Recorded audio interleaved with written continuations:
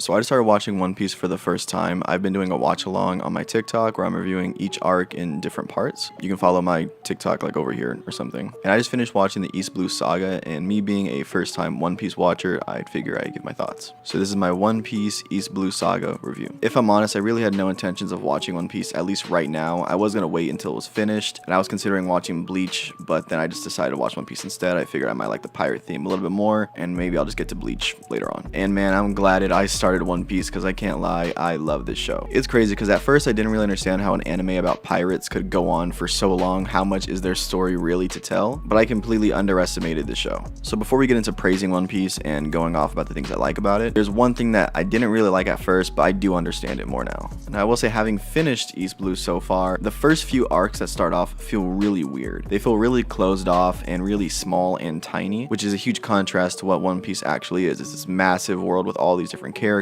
and places to go. So for the first few arcs to feel really small and confined is really weird. But I think this is a good thing though, because it makes it so a new viewer like me doesn't get completely overwhelmed with all these places, all these characters, all these concepts, and instead can slowly dip their toe into One Piece, and then it get more complex as you watch it. So I like that. I don't think it's necessarily a negative, but I know some people might find the first few arcs either slow or really confined. But trust me, I don't know if it's done on purpose or something, but it's definitely a welcome surprise versus jumping into this completely massive world within the first few episodes. And it's actually pretty helpful to a new viewer like me. So I honestly don't really mind the slow start. And to be fair, it's not as slow as shows like Dragon Ball or Naruto, where the first big, really solid arc takes a while to come through. I think the first few episodes of One Piece definitely got me hooked already, and then just got better from there. As far as pacing goes, for a show with over 900 episodes, at least so far in the East Blue Saga, it's pretty good. I didn't find that the show was too slow at certain parts. I didn't find that there was a lot of information dumps. It felt consistent and easy to follow throughout the whole series so far. I also felt like each arc had a really good transition in between. I didn't really feel like each of them just jumped hard cut to a different one. They definitely felt like they transitioned smoothly. Now the characters in One Piece is actually, for me at least, where it gets interesting, because I pretty much liked Luffy, Zoro, and Sanji from the jump. As soon as they were introduced, I liked them. I enjoyed all of their voice acting, which yes, I watched this in dub. Sue me, I don't care. I also really liked how each of the characters have their own individual writing styles and backstories that seem to really give them a unique feel whenever they're on screen or I'm getting some plot details on them. The two big questionable characters for me was Nami and Usopp.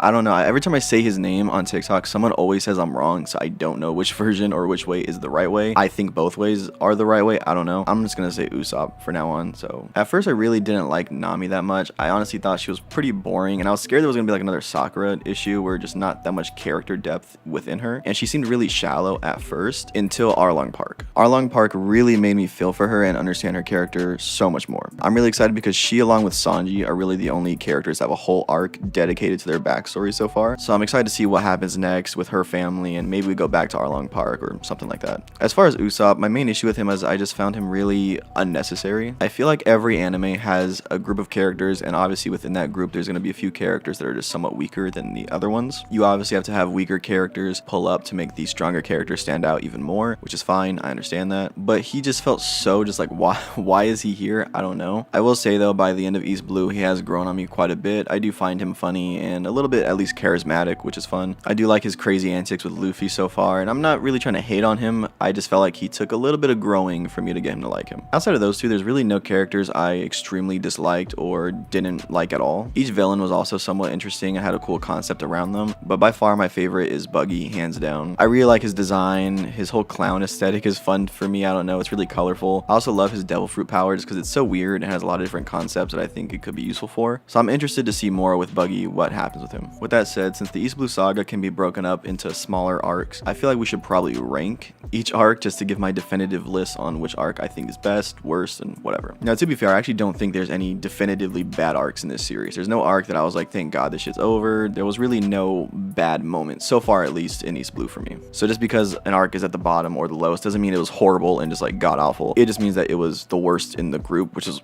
a really good group anyways, so it's not that big of a deal, but who cares? Let's rank them for fun. So starting us off, I guess, with the lowest arc is Syrup Village. Looking back, this one was obviously slower than all the other arcs. And it's really weird for me because in this arc, you introduce a villain, maybe a group of villains. You get Usopp and then that girl and the butler on the village or whatever. But overall, not that much happens in this arc. I guess they get their ship and Usopp joins the crew. But this is a pretty long arc for so little stuff to really happen. So much more stuff happens in Logtown, in my opinion at least, and that's significantly shorter than the Syrup Village arc. And I also really wasn't into the cat pirates. I do like the concept. I hate cats. I don't know. I didn't find the powers like that cool. Maybe it flew over my head, I don't know. I just feel like compared to most of the other crews we've seen so far, I much prefer the other ones. Next I'd put is Romance Dawn. This arc is pretty solid, and it's obviously the big first arc in One Piece, so it's super iconic and does a decent job at introducing us into the world. However, obviously the big issue is it's a super short arc. It's 3 episodes. I mean, it's good, but it's just only 3 episodes. There's really not much you can do in those 3 episodes. I mean, they did what it had to do and what it could do, but I mean, where do you put an arc so short on the list? I'm just gonna put it here. It's not bad. Again, none of these arcs are bad. It's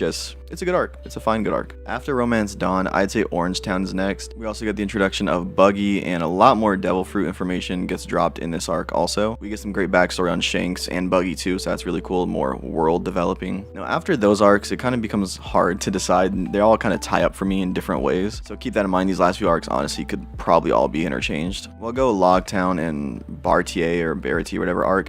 Those two are just equally fire for me. They both have so much world building, and not just our characters, but also the other characters around them. We got a lot of information on the Grand Line. In both Logtown and Baratier, we also get a bunch of character introductions as well. There's new villains and new main characters too. Both of these arcs are honestly really good. Now, I said all these last arcs could be tied, but now thinking about it, this last one might be slightly better than all of them, and that's the Arlong Park arc. Try saying that really fast. Arlong Park arc. Either way, this arc for me is just so rich in character development. We get so much information on Nami, and for me this really triggered a lot of thoughts about One Piece, because I watched this and I was like, dude, they're really able to manage not just the action but the emotional character development moments so well. It doesn't feel like Naruto, where, I mean, I'm not going to compare the two, so I don't think I'm saying this is better or anything like that, but if you've watched Naruto, you know that they will literally pause the war arc for like 15 episodes to give backstory on like Obito or something like that. This very early arc in One Piece was able to manage the emotional part and backstory extremely well with the action too. I never felt I was getting too much action or too much backstory, and I never felt like either or was getting in front of the other. Whereas, like I said, Naruto, sometimes during a war arc or some sort of fight, they'll have just like 3 or 4 episodes of just pure backstory, and that's it. And it gets kind of frustrating because it's like, let's get back to that, or at least show me that so I know where we're at in the fights or action parts or whatever. And I just felt like One Piece was able to kind of